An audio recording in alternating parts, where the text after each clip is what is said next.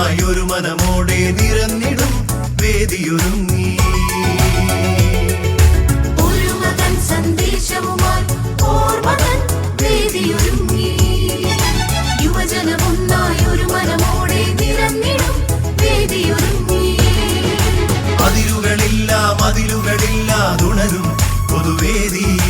മോഹന സുന്ദര സ്വപ്നങ്ങൾ പുതുവർണ്ണം നേടും വേദി. ഒരു മകൻ സന്ദേശവുമായി ഓർമ്മതൻ വേദിയൊരുങ്ങി.